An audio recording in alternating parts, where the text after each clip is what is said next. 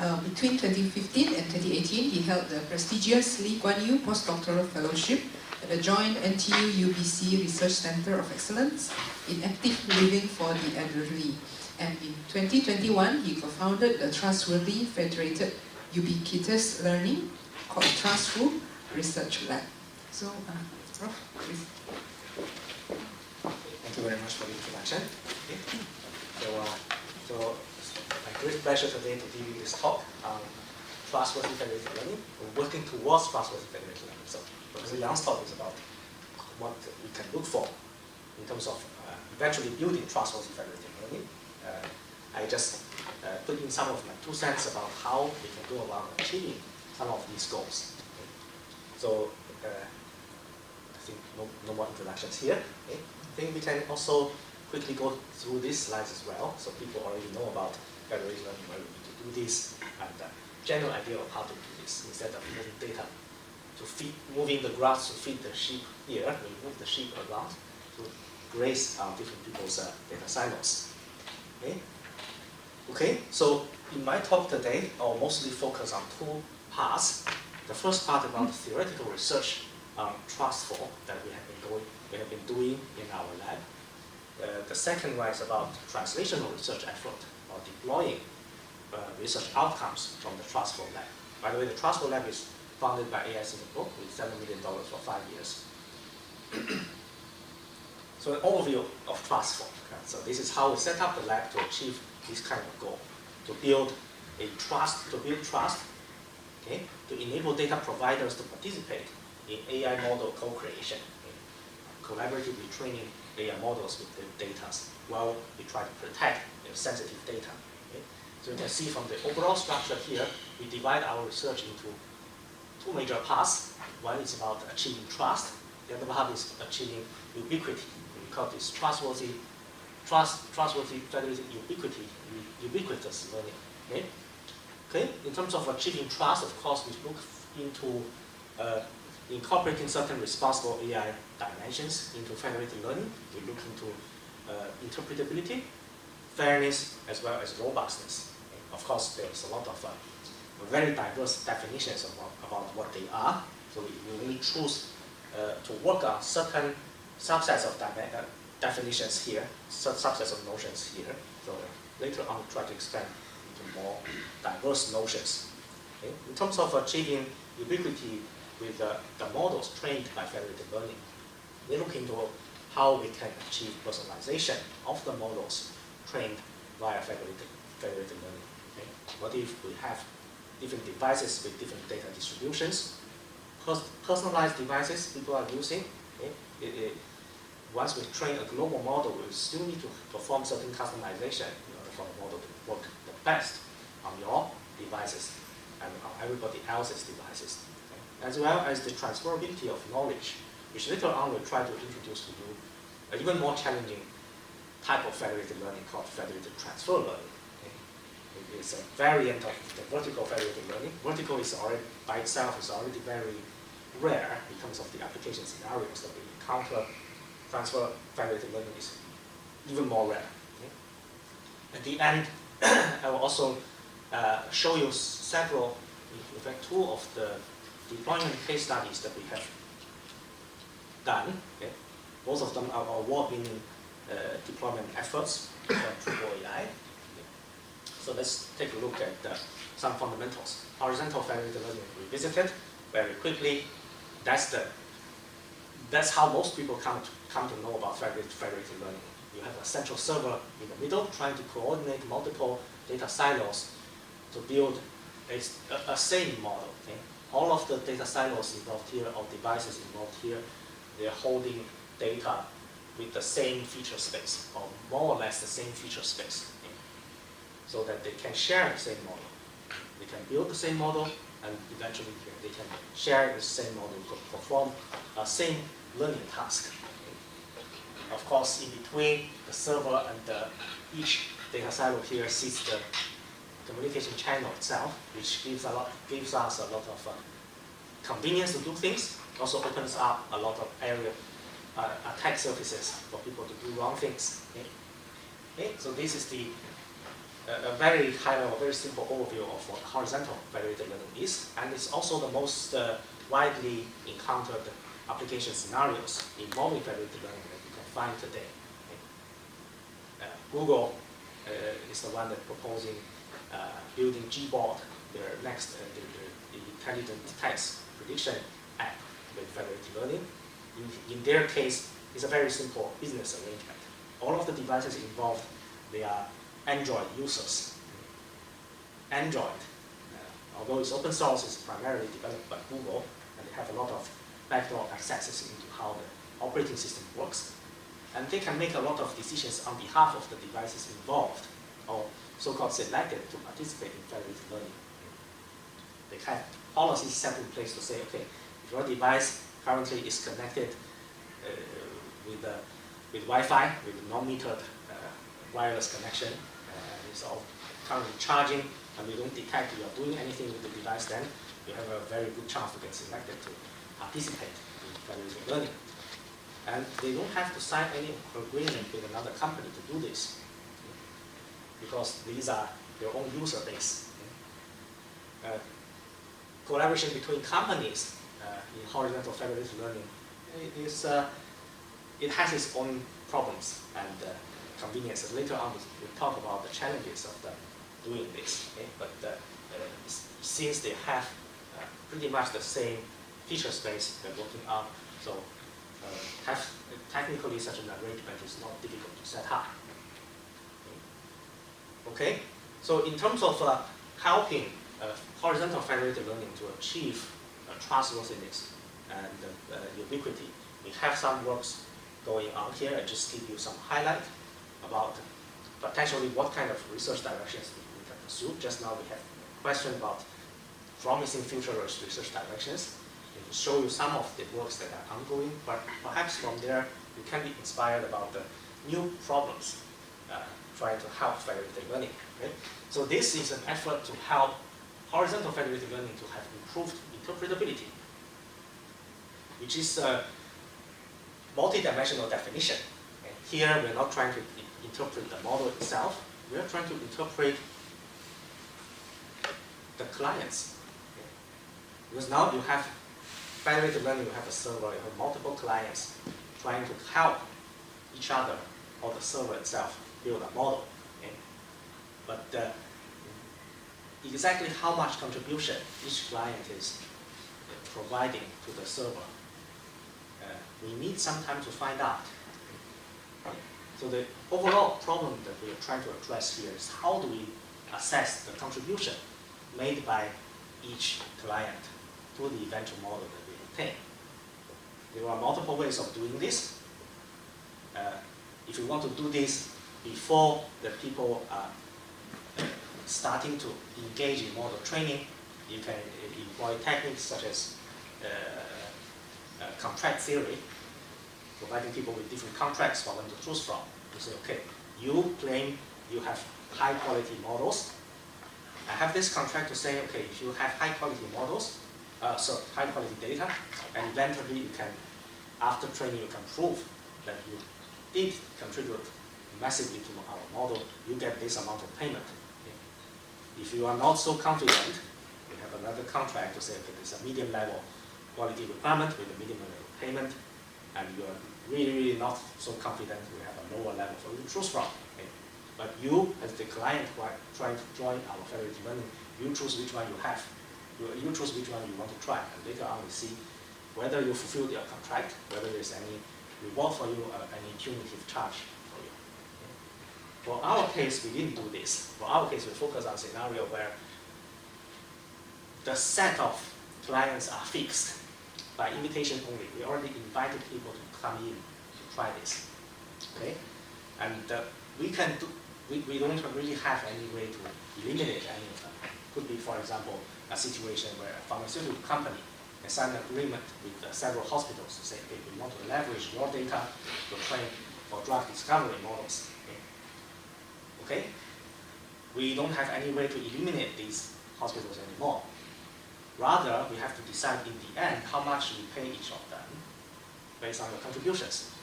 Okay? So here is this situation. So what we were proposing is based on Shapley value. Okay. Use the Shapley value-based idea to determine the contribution from participants in a coalition. So this is a very well-established technique, has been going on for half a century already.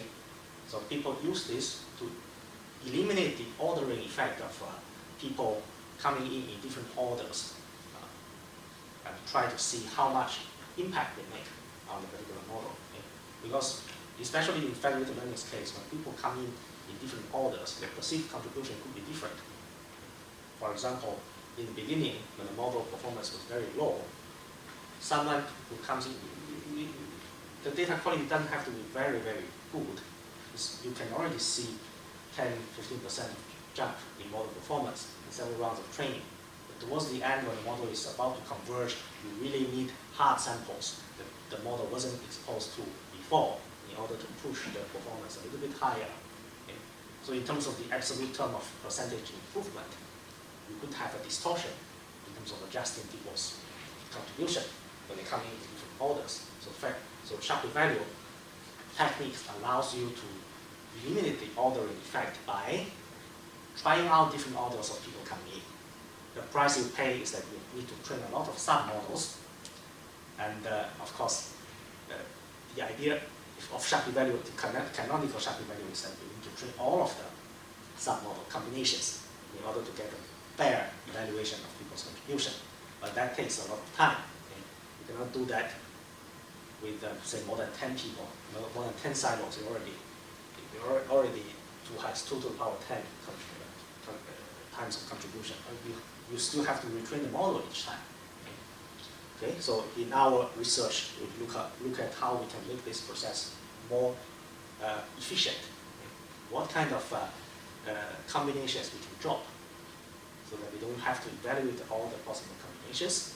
And we also use gradient-based technique to estimate the performance of the resulting model rather than retraining each time. There is a paper in InfoComm 2019, which provides a theoretical model to help us estimate, given a subset of model updates from the clients under certain conditions, we can use these subsets to estimate the performance of the eventual model without having to really retrain it and test it on the test set. Okay?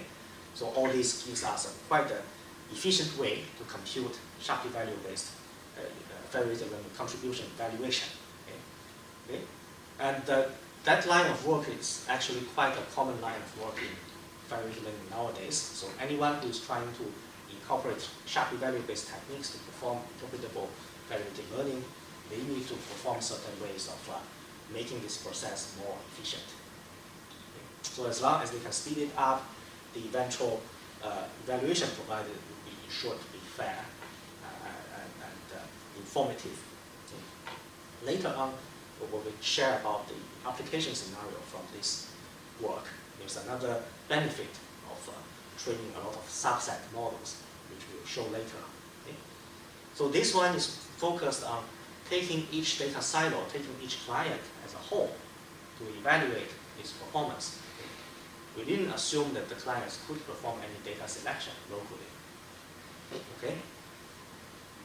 In a follow-on work, you say, okay, what about we do it in a different way? Okay? What about we perform, we leverage the idea of bi-level optimization to train 2 things. Okay? One thing is about a local network to help you, to help each client select samples that are most relevant to the learning task. And on top of that, we have another normal federated learning optimization work that is focused on aggregating a model together and having eventually producing a working global model with good performance. Of course, there is information that need to be passed on to the clients so that they can know, okay, how do I optimize my data selection? We leverage the idea of influence function, which is helping us compute the influence of each data sample on the performance of the model itself, and whether it's positive or negative or by how much. And the client, local client would then need to perform an optimization, which essentially is a knapsack packing problem. So what kind of data sample subsets are going to pack into this local set that we use for training and sending the model update to the global server for aggregation in order to maximize my collective influence function, the sum of my influence function values to the server. So basically, you want to eliminate those data samples that are giving you negative influence function values. Okay? So in this way, the clients themselves are no longer just evaluated based on as a whole. So, okay, we don't just evaluate your contribution to the evaluated learning effort as a whole, but along the process, along the training process, we give you informative feedback. So to help you select your local data so that you can gradually improve your contribution to the client, to the global model building effort. Okay? Okay? Of course, then we can move on from there to see, okay, there's another challenge here, okay? Because along the way of estimating the influence of the samples, we need to look at the losses of the samples that reflect on the model. But just looking at the losses will give us a confusion here, because noisy samples, they have large losses. Hard samples, they also exhibit themselves as having large losses. Okay? So we need to design additional criteria from there onwards in order to distinguish these two types of data samples. One is very beneficial, the hard samples are very beneficial. These are samples that are rarely encountered from very small classes. If the models are exposed to such samples, they can improve their performance, whereas the noisy samples that are confusing the models. Okay? So from there onwards, you can work on this problem. In the centralized machine learning, hard sample and noise robust and hard sample aware research is already starting, and moving that towards the federated learning setting is also a promising direction that we can explore later. Okay.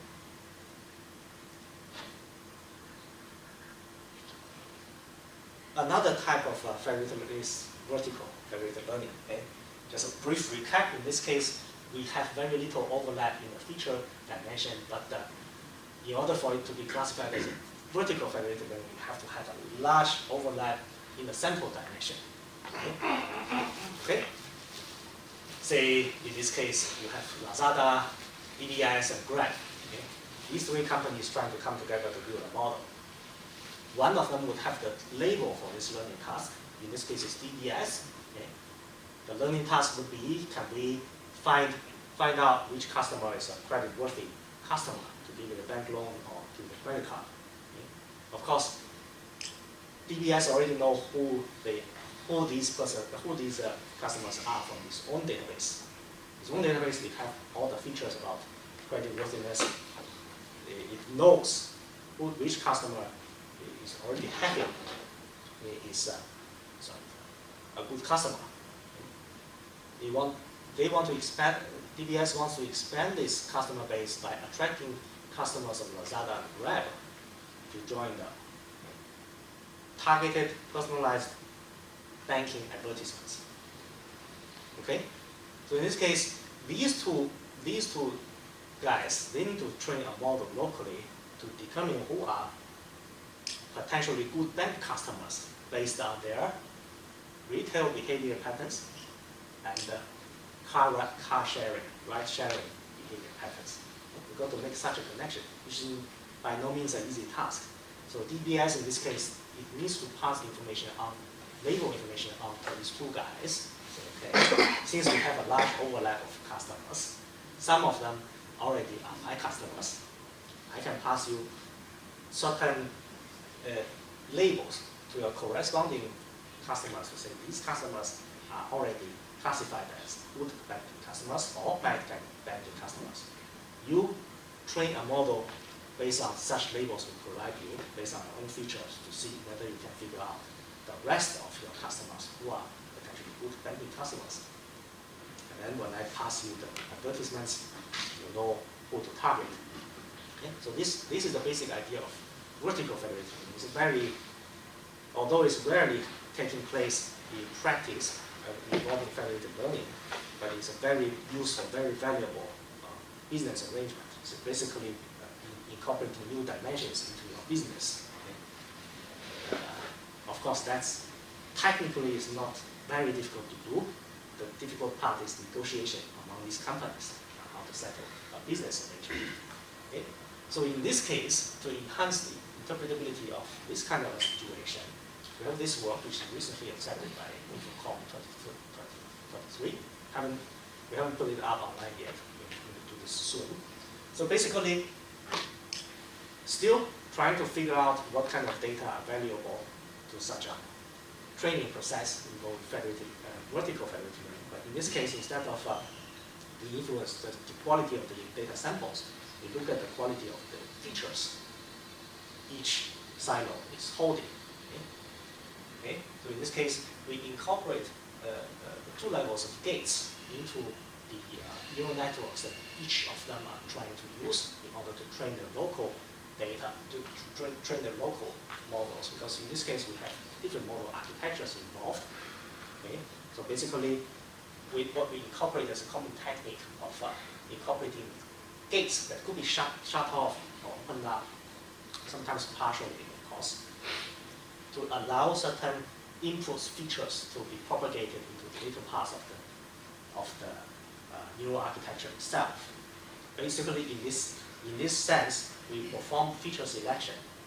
We allow which feature to have more influence on the outcome, on the prediction of the neural architecture. And by passing this information to the necessary decision makers, decision maker in this case would be DBS. Because DBS is the party with the labels.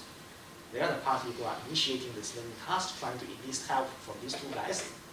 They are going to be the party who are going to pay these two guys to help them. Okay? So in this case, once the feature selection, the gate arrangement, the gate configuration information, which essentially is the feature selection decision.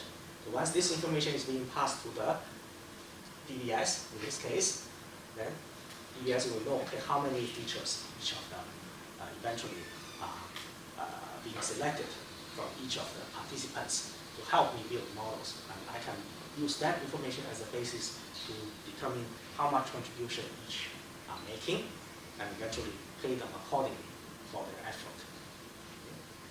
Okay? So that's the interpretability aspect. There's some of the works going on in our group.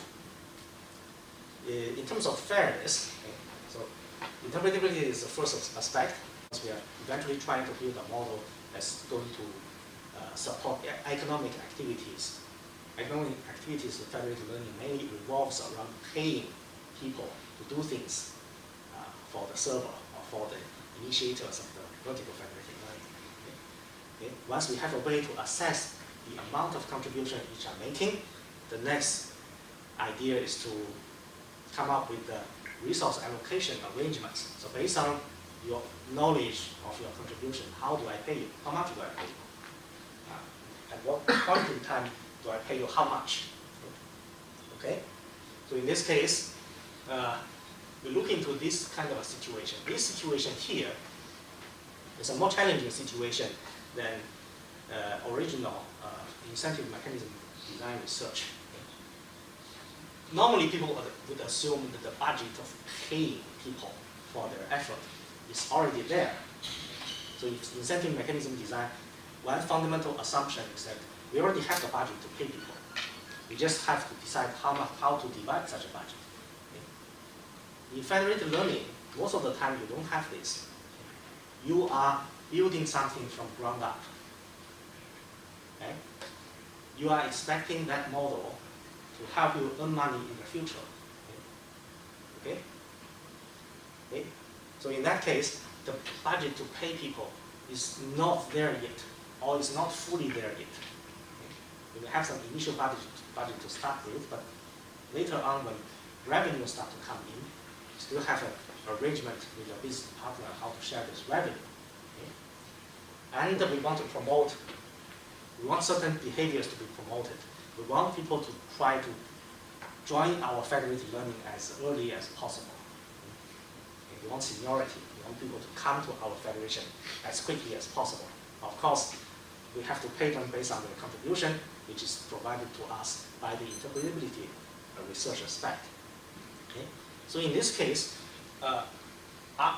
other than the contribution fairness we're looking at, basically contribution fairness says that we have to pay people in accordance with their contribution, proportional to that. Apart from that, we also model the waiting time people have after they contributed to federated learning. So we use the Lyapunov optimization, the Lyapunov function to help us monitor the first aspect is about how long people have been waiting to get paid. If they start early, join our federation early, of course, they would wait. They would have been waited longer to be paid after the model is being deployed. And we'll also see, okay, along the way when money gradually comes in, we prioritize people based on their joint consideration of their contribution, as well as how long they have been waiting, to give them priority payout based on our current budget. And once certain people get paid out, their regrets start to drop because they are already receiving payments. Now people who are slightly later than them, they start to have higher priority to get paid, and so on and so forth. It's a dynamic process to help you determine once revenue start to flow in, how to pay whom to pay and how much to pay them in order to maintain spatial temporal fairness. Spatial fairness in this case is about fairness regarding your actual contribution to the model performance. Temporal fairness about how long you have been waiting from your last payment. Okay? So that we would achieve multidimensional fairness in terms of division of the limited budget resource, which is changing over time, which is coming in gradually over time. Okay. Okay. That's one work in terms of fairness. Another work in terms of fairness is talking about, just now there's a question about how companies collaborate, how horizontal federated learning collaboration. Okay. When we talk about collaboration which benefits both parties, which benefits all the clients that are participating, like this one, and also in horizontal situation, there could be situations where participants are competing with one another. Some of them may perceive the participants with fewer resources as free riders. Because you need to keep in mind that horizontal federated learning involving data silos or companies who are working in the same domain. If there are banks, they are all banks. If there are hospitals, they are all hospitals. Okay? If they are all, for example, if they are all banks, okay? If you are training a model, say, is fraud detection, that's okay. All of them want the best fraud detection for themselves. They don't care about how good or bad the fraud detection model other banks are using. Because why is that so? Because those models are not used to make money. However, if it's a model, say, a model that helps you distribute loans to SMEs, small and medium company, that's a different thing. Banks would have a difficult time convincing their board why you want to share data through federated learning with our competitors to improve their model. Of course, your model is improving at the same time, but what's the impact on the market share our bank is having after this round of training? Original federated learning, say, federated averaging. Every round of training, everybody get the same model. Okay? We have collaborators in Alibaba who are currently working on how eventually we could, once we get a global model, how could we assign different model parameters to different participants based on your contribution, so that you get a model with a performance that is corresponding to your actual contribution to the community. That's not going to work under the horizontal, under the original federated learning architecture, because you do this at round n, but run n-1, people were still having the same models distributed to all of them for training.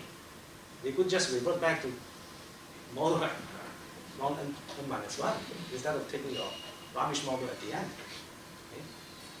Okay, that's their top-down way of doing things to solve this problem, which is difficult to work. Firstly, is about this run n-1 thing. Secondly, dividing parameters to different people to have a model that have the different performances. It's not a precise size. It's very difficult to control. Okay. From our experience, if you have if you rank all the parameters by size, if you have the top 25% of the largest parameters, your model performance is already about 90% of the model performance is already there. Okay? So it's very difficult to design such a model. So instead of that, we propose a model that is way of doing it. It's not a model, it's a way of training, which is a bottom-up way of training to basically alleviate the fear of the companies having their intellectual properties infringed upon by free riders. So in this case, you can see our way of federated learning is done in 2 stages. So for the first stage, it's called trust establishment. So basically, there's no server involved. Everybody here, every circle here is a data silo, a data owner. Okay? During the first stage, what do? They each produce a data name card. Okay? You can protect the privacy of this data name card. So basically, it's a name card generated from the data that they are locally hold through GAN, and then further protected by DP, dimensional privacy.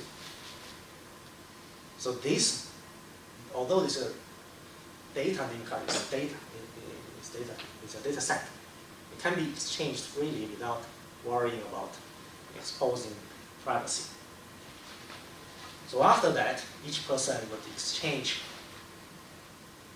their data sets, their data name card with other neighbors, with other potential partners, and try to see, okay, if I have this data in conjunction with my own data and train a model, how much improvement I can expect compared to if I only use my own data to train. Okay? And you use that as an assessment of the potential value of that partner to you. So then you do this for all the potential partners in the network. There could be 10, 20 companies. Then you have a list of their credibility to you, of trustworthiness to you. And then we move on to the next stage, which is what we call pairwise federated model training. Okay? So in this case, each person looks at the list of potential partners with the credibility ranked from top to bottom, and then ask them one by one. Say, okay, you are my top potential partners. Okay? May I invite you to train a model with me? If the other party sees you as one of their top partners, or passing the threshold of acceptance, you can perform a 2-party federated model training. In this case, 2-party model training, you don't need a server. You just exchange model parameters between the 2 of you. Once you reach convergence, okay, bye-bye. You look for other potential partners in your list. Until at a certain point where you don't see anyone in your list that you are interested, or you got refused by the rest of them in the list, okay? And you stop there. Okay? In this way, when everybody stops, they would receive a local model. They each would have a local model, which roughly reflects the collective opinion of the community on the value of its data set. Throughout this whole process, nobody ever saw the global model, unless you are that guy which is demanded by everybody. Okay? So this would ensure that the party, like say DBS, with the largest data set, with the most high quality data set, eventually they would have the best performing model. Other smaller banks, they would have models that get certain improvement unless nobody wants to collaborate. If you collaborate with several of your partners, several partners in the community, still have some improvement in your local model, which is not as high as compared to what DBS gets. So you still can convince your board to say, okay, although we would improve the model of our competitors somehow, but it's by no means comparable to our potential gain by joining this federated learning effort. Okay. And based on that work, we also propose a further model to use economic theory to analyze such a situation. So if you are facing a certain bank with a certain profile, or certain federated data consumer with a certain profile, you could analyze the situation, assuming, of course, the higher your model performance is, the more attractive you are to customers. More customers would be willing to switch to your service, and when new customers comes in, they are more likely to be attracted to your service. And you can use that to produce an estimate of the impact on the market share for a company of a particular profile if they join this way of federated model training. Okay. Okay. So in terms of robustness, we look at enhancing the security and the scalability of federated learning. Okay? So of course, this is a really huge topic. We're not really going to cover everything. We're going to look for interdisciplinary topics where we can come in to fulfill certain niche demands here.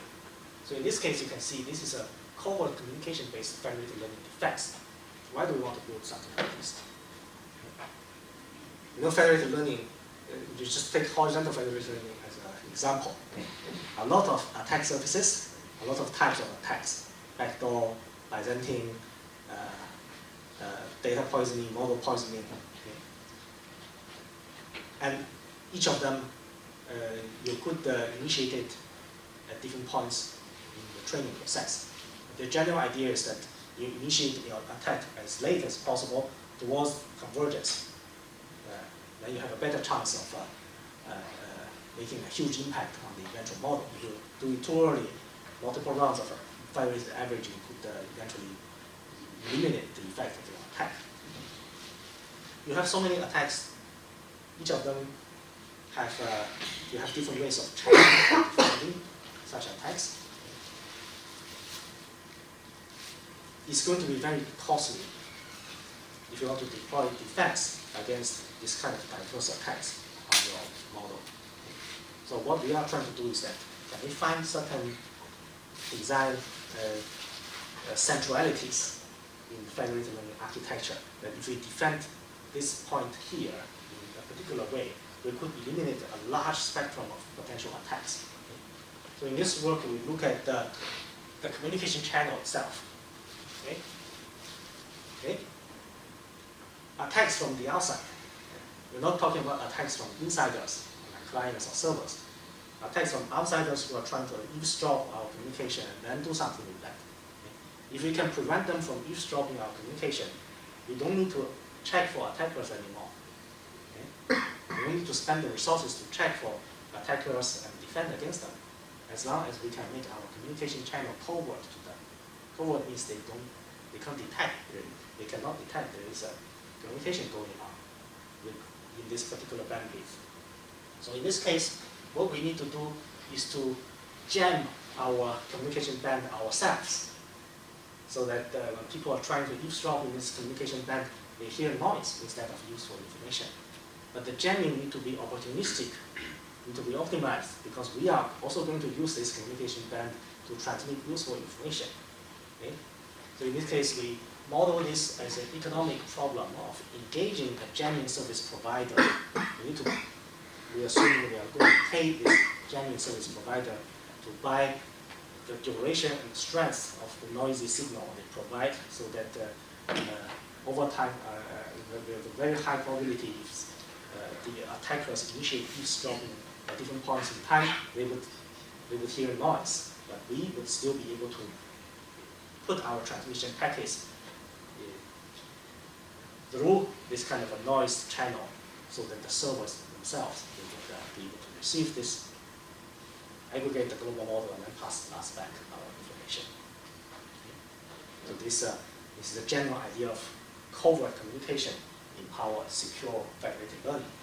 With this, it saves a lot of effort in terms of deploying different defense mechanisms to detect eavesdroppers and then defend against the attacks. We just preclude them from launching the attacks by making them unable to find our communication channel. Okay, that's one work that is going on in that part. Another work that is going on is about scalability. Okay, scalability in our case is not about having a lot of devices joining federated learning. It's about having huge models that need to be trained with federated learning. Without the problem we just talked about. Model size are too big, you cannot use encryption, effectively use BP to train a good working model. And we need to reduce the communication load on the network.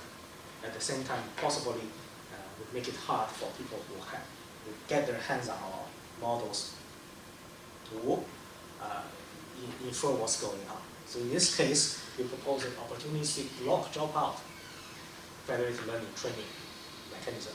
Okay.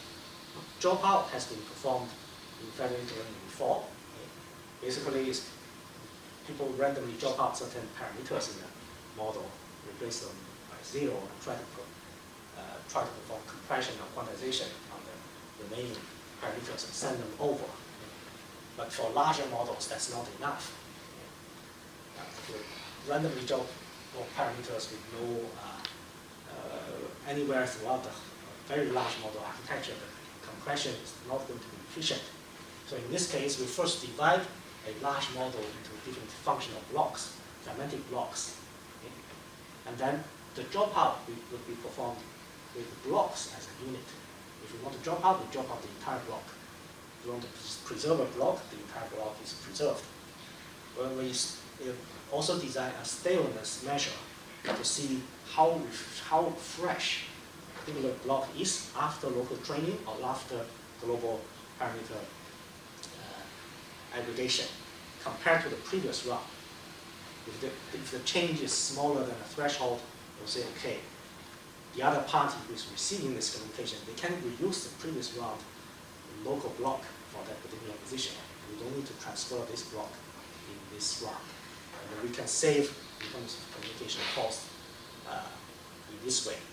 We just inform the other party, okay, for blocks of certain index number, you use a local version instead of using ours. And later on, we have another industry deployment case study based on this work as well. Okay.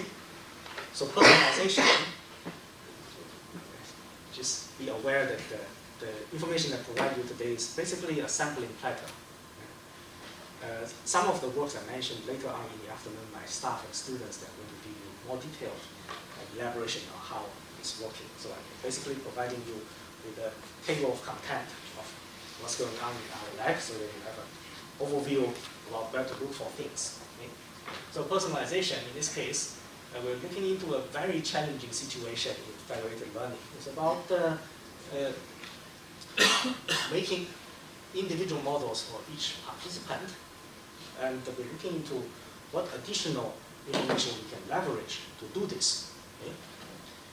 We have been working with the City Brain project with Alibaba for some time, and we have the idea of building smart road networks, not autonomous vehicles. A lot of other companies are building autonomous vehicles, but Alibaba has a different philosophy. They're saying, okay, instead of making the individual cars really, really smart, what about we build a road infrastructure network to provide better support for these intelligent cars, so the intelligence doesn't have to fully reside on the cars. There could be some intelligence on the road as well. So they are building case studies on stretches of highways in Hangzhou in China with sensors deployed at different intervals in the road networks. At about 800 meters apart, they have a very high pole, like 20-meter high pole, with LiDAR, with cameras a combination of sensors to monitor what's going on in the network, in the road network, and provide this as a decision support information for any authorities trying to control such a network, as well as road network, as well as any intelligent vehicles that's driving on it. Okay?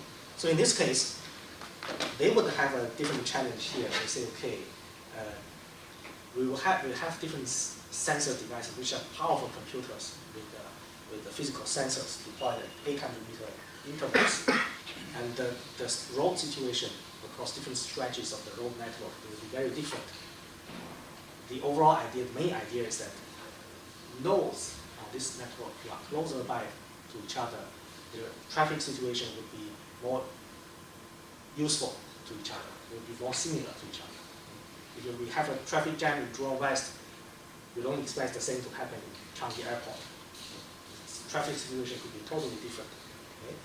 So in this case, we propose a combined model between federated learning and graph neural network to help us essentially learn individualized models, personalized models for each of the nodes on this network through bilevel optimization.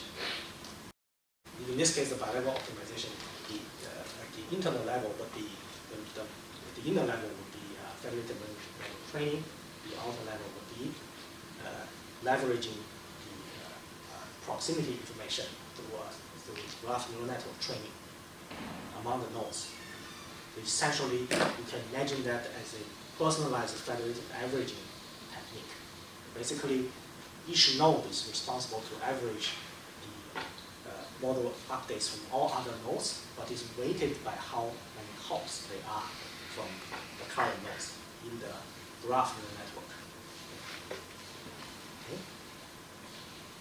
That's one way of doing personalization. Of course, there are a lot of other ways to do this. I'll just show you one highlight here. Okay.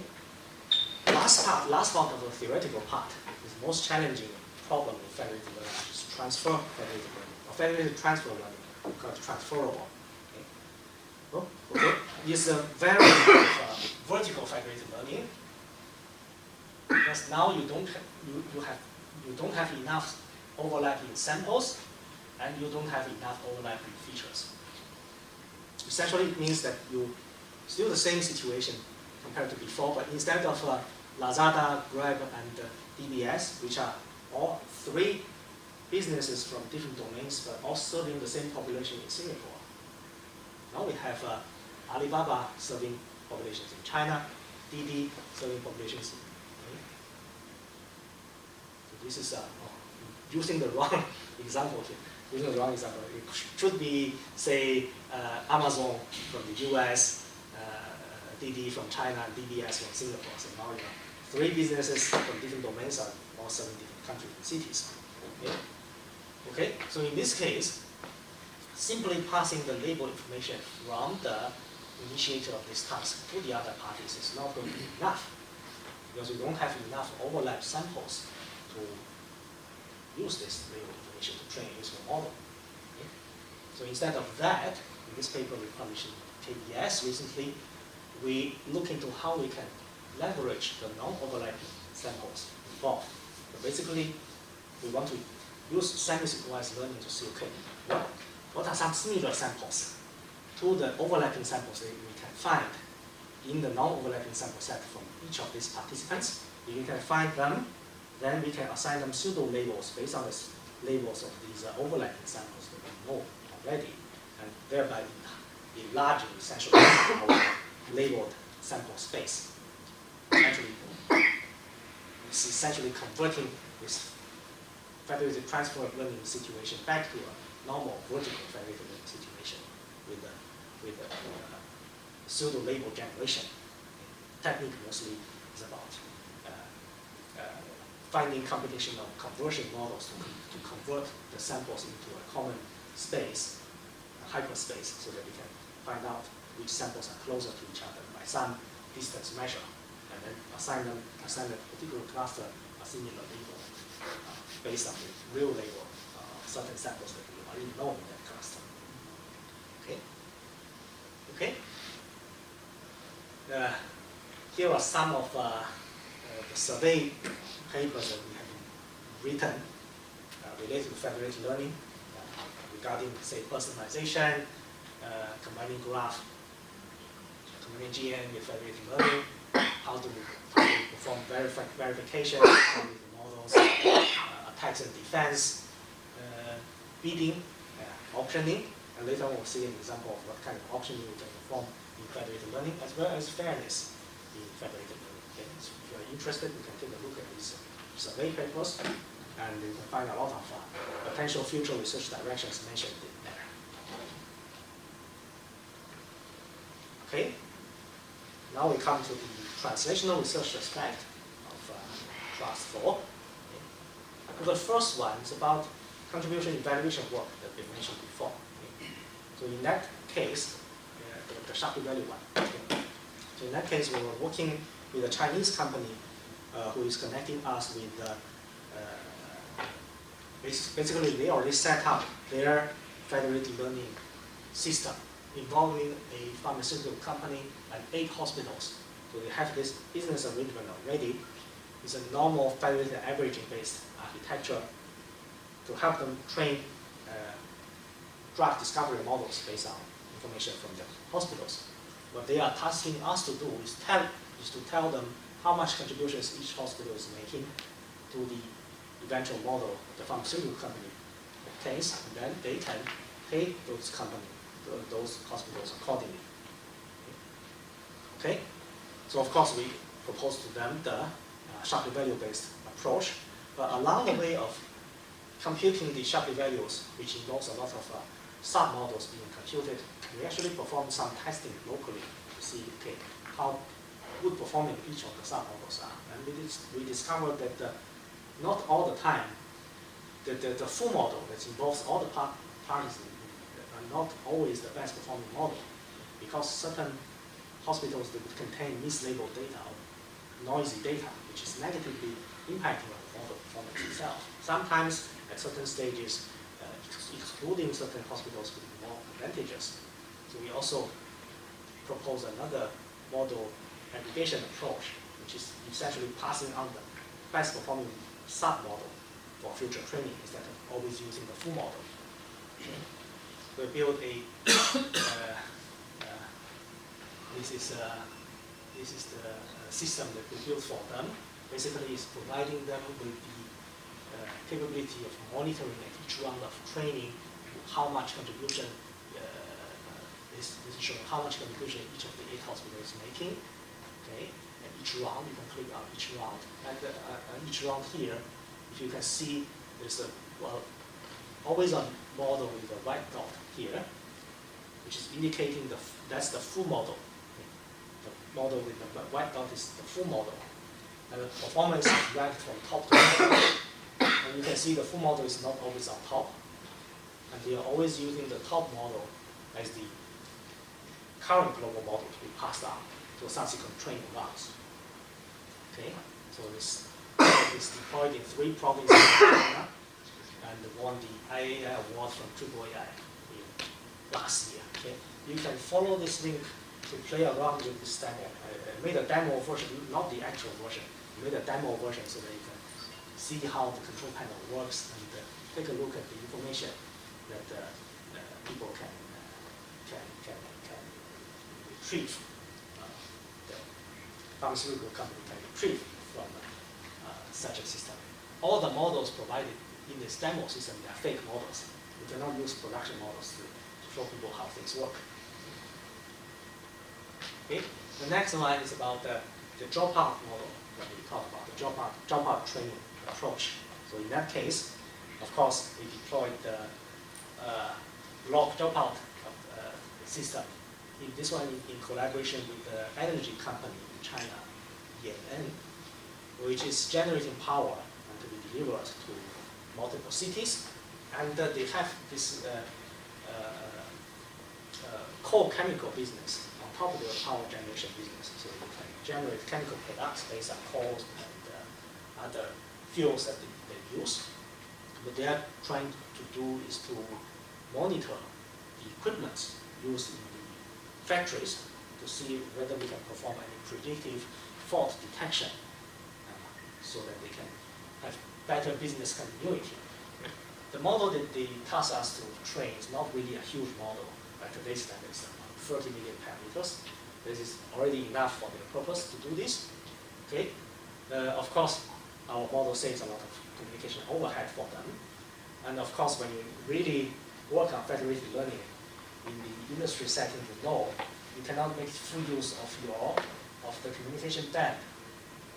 Where did I put it? Here.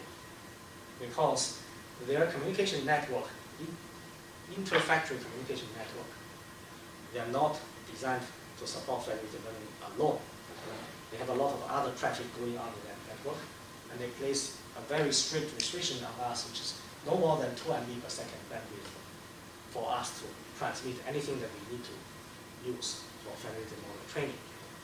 Okay, so in that case, with our approach, we actually reduce the amount of transmission overhead by about 70%.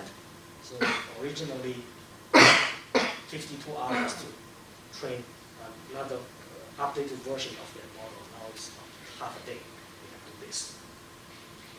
Now they can update their models more frequently in case they discover new patterns for fault. Okay. So this one won't be same on board, but for next year, we're going to AAAI to present this work as well. Okay. So that, yeah, this one is the last demo we want to show you. Follow the link here to see the demo. So this is an efficient federated learning marketplace that we try to build for in the future. In fact, people are already starting to work on this in China. They have the Open Islands initiative in China, which is trying to build a data sharing marketplace based on federated learning. And we move this one step forward to say, okay, what if now we don't really have servers? Okay? What if it's a network built on trust or built on acquaintance? So people or companies know who they trust. They have their small local social network that they know people. They know what kind of data they have. They know what they are good at. Okay? But this information is not known by everybody in the network. And within this network, you can see some circles with different colors. The purple circles are those who are currently initiating federated learning tasks. They're recruiting people. You can see in this case, you could have multiple so-called servers coming up, trying to call for people to join them for their federated learning effort. And they only know about other data owners they know. And they need to propagate their call for participation throughout this process, throughout this network. And we designed an auction setup which allows all the nodes in this network to perform two main tasks. One of them is to decide to join a federated learning call and contribute their data and computational power to train the models. The other is to try to help the caller to find useful participants through their acquaintance network. And of course, in this case, we will design, will open up new opportunities. This architecture will open up new opportunities for designing reward systems, designing auction systems based on this arrangement. So we just build up this platform first, and then based on this platform, we can conduct further research in terms of how to make such a marketplace work. Okay. Well, those are the heavy stuff. Here are some more lightweighted stuff to end our presentation soon. Okay. So we have several books already came up. The overall topic of federated learning, as well as this one is a more specialized one on privacy and incentive. We have another one coming up early next year, focusing on recent advances in federated learning up to 2022. Okay. The federated machine learning standardization effort is already out. You can check the standardization document in terms of how to build various types of applications with federated learning architectures. We have a series of workshops organized in top conferences over the years, okay? Mostly focused on AAA, Ichikai, and URIPS, ICML. Next one coming up is Ichikai 2023. Nowadays, we're trying to hold the workshops in hybrid mode, so people who can make it to the conference, they can join the physical in-person mode. We can also have another Zoom link for people to join online. Over the years, we've also organized a number of special issues on journals and special sessions on conferences. And this one is coming up. This one is ICME 2023. Deadline is very close. It's this Saturday. So if anyone and anything related to trustworthy federated learning for multimedia applications or evaluated the models with the CIFAR 10 or CIFAR 100, those kind of multimedia data sets, you're welcome to submit. Then another special issue with TNLS coming up next year. Deadline is June. They haven't sent me the CPF and submission link yet, so it's TBA. But you can look out for a call for papers under this topic, trustworthy federated learning is coming out soon. Xing Li is also in the organizing committee for this special issue. Okay, that's all for my talk. Thank you very much.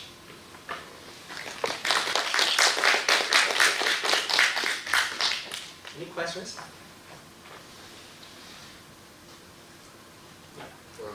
Sorry, two questions basically. One is you mentioned about the earlier, to join early as a participant, right? That's one of the slides. It's just, if you I take an example, for example, YouTube, right? If you take a look at YouTube, right? YouTube, they also do some form of payment to their person who put up the video. So early participant end of the day may not, because as time goes by, they may put in some additional content into that, so into the video itself. So how does that change from just early participant to value added participation? So value added is already part of the evaluation. You see the contribution-based value is already covering the actual value that you contribute to the model itself. Early participation also gives you some advantage, but if you participate early, your contribution is low, the model would eventually still calculate a fair division, a fair part of the pie for you to take away. This kind of a situation is designed for federated learning applications where you want to encourage people to join federated learning as early as possible, so you can start training the model. Right. So how do you measure quality when it comes into contribution fairness? Here. Based on this kind of techniques. It's either you as a whole, you as a client as a whole. But this one we actually haven't deployed yet. So it's helping your client to perform local data selection so that you can gradually improve your perceived contribution. Or if it's vertical federated learning's case, then use this kind of technique to evaluate the collection of features that you can contribute to model training. Step by step, link together. Everything I presented here today, it can be connected together to build a so-called trustworthy, ubiquitous federated learning system with the intermediate building blocks. Right. Okay.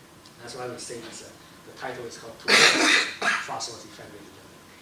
Okay, then the word trust, right? Currently, how much of this is using blockchain? None of them is using blockchain. But blockchain, I can see some works that involve blockchain, but we didn't use blockchain because it takes a lot of resource to set up a blockchain. unless we have a really good reason to not trust certain central entities involved, we can always save our resources by involving a trusted third party.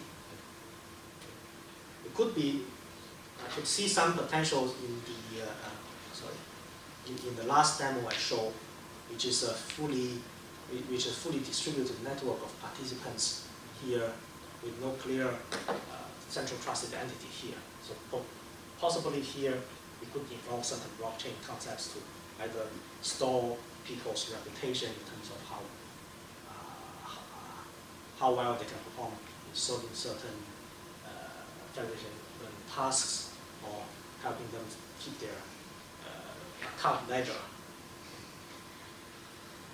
Okay, thanks. Any other questions?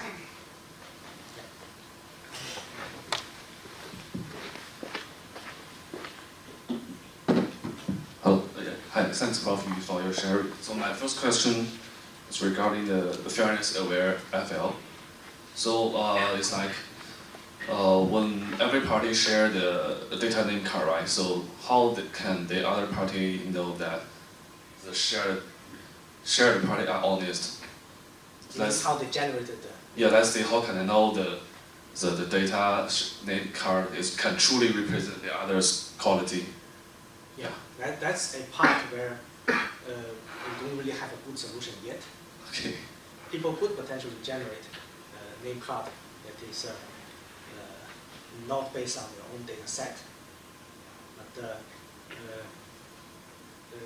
that will also partially depend on the learning task that we are trying to take part in. Because if you have a very good quality image data set, it's not going to help you too much on NLP learning task.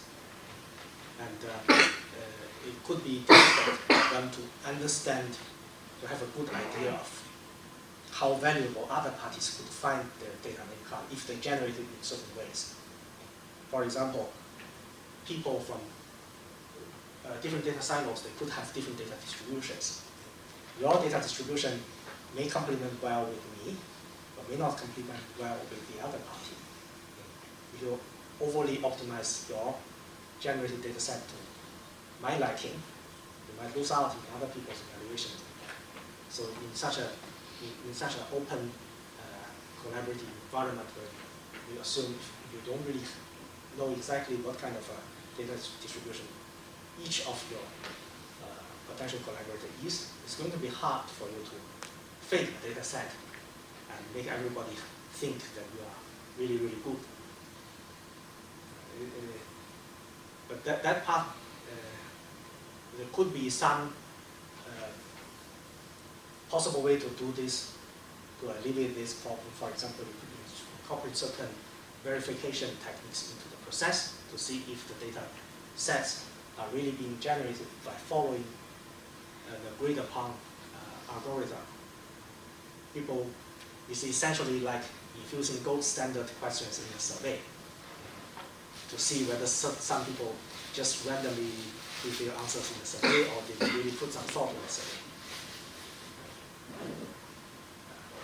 There could be some potential new works in that area as well. Okay, thanks. So my next question is just related to the auction-based one. So, for example, how could the other green parties know when if I shall join the FL call or not? Yeah. Because in this case, you will be there could be different ways of auctioning. It could be reverse auction. It could be just normal auctions. So in this case, if say that the group of parties they're calling, they don't give us price. They don't give a price to say this is how much I'm willing to pay. If you think this price is okay, you will join us.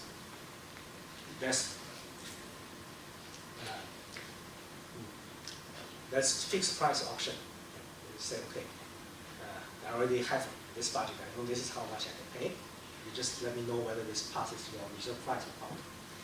You could also, on the other hand, to say, okay, I just have this job here. You give us a bid to say how much you want to get in order to convince you to join our federating of course, in this case, we also have to take into account the pathway through which we found a willing party. For example, if we start from this node here, we go through this green node, this green node, this green node, this green node, to finally find someone willing to join us. We would have to still pay the referral fees along this path, so that we can encourage other people to give us useful information in terms of referral in the future. So in that case, you got to add up his speed together with the referral fees and analyze whether this person would win your auction or not. So there's a lot of research that can take place in such a new, which is essentially a new federated learning arrangement. We don't really provide any solutions here, we just provide a new problem setting so that new research could be carried out in this setting. Okay, thank you. So, so the question comes also in this auction base. So what does the size of the circle represent, and what does the length of the links? In this case, we just use the size to represent reputation. We define the reputation mechanism to say, okay, based on your previous track record, how valuable the parties that you serve found your service to be. You can use that to represent different things. You can say, okay, the size in my case could represent how much data you hold, things like that. Okay, thank you so much.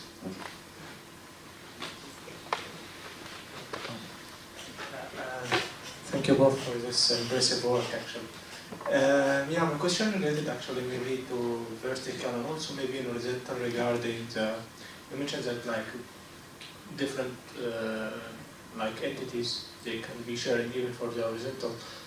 But I'm asking because maybe even if you are doing like having same features but can be also distributionally shifted. Yeah. Not only so, at some cases it's that maybe this is one, the shift in the data distribution can also have shift in the task, like maybe like sometimes like what's model works very well for the task of interest for one entity can actually fail to work well on the task of another entity. So do we usually assume they have the same task or different tasks?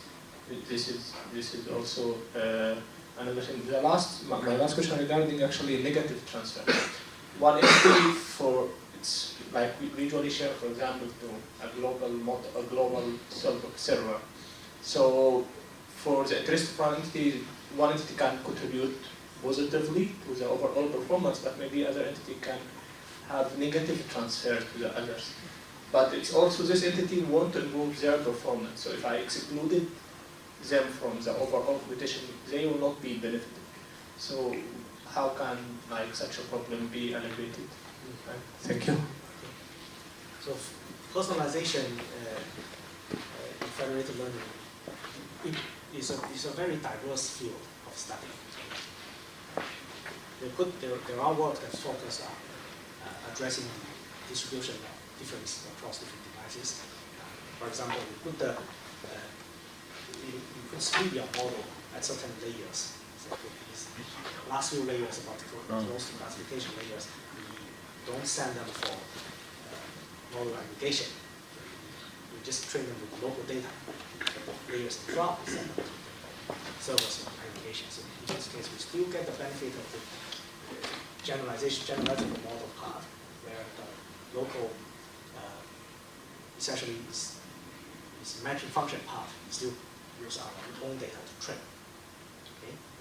I have seen certain works already starting to infuse federated learning in multitask learning, trying to address problems mentioned before. The second one, not really very familiar with those line of work, but I know there are work starting. There are also people who are working on multi-view learning, the same entity, but being observed from different views. So the data about the same task, but from different perspectives. In the afternoon, when Alisa comes to give the talk of personalization in federated learning, she also works on federated continual learning. So the distribution shift change over time as well. that is a very new area of research, which we start to realize this once we send people to Alibaba for internship, because their data are not collected and kept. Their data are collected and thrown away, because the data is too much to be permanently stored. Okay? So for Lazada's operation, they probably just keep 1 month of data and start to throw away previous months. And in that case, we would need some type of, data distribution technique to maybe store a smaller version, more representative version of the data, and throw away the raw data, so that in the future, when we start to train models, we can still take into account previous versions of the data that's already thrown away. Okay, so there are work starting to appear that incorporates continual learning into federated learning to handle this kind of temporal shift in data distribution as well. So you can check that out. Last year, the RIPS is the first paper on federated continual learning. In terms of the fairness aspect, where you talk about people who are not contributing positively and still want to get benefited from federated learning, in the current situation, we don't really have anything to accommodate this subgroup of people. Okay? Because if we include them, we are hurting our overall model. Unless there is a business arrangement to say, okay, maybe we can allow people in the future, we can allow people to contribute other things in exchange of the global models already trained. Okay? For example, they can pay money to buy the global model. In that case, they become our customers. They can pay even more money to receive value-added service for us to personalize our global model to their distribution. Okay? So there could be other arrangements as well. Currently, all the works that are focused on the federated learning training aspect, we want to eliminate this kind of negative impact clients. Thanks.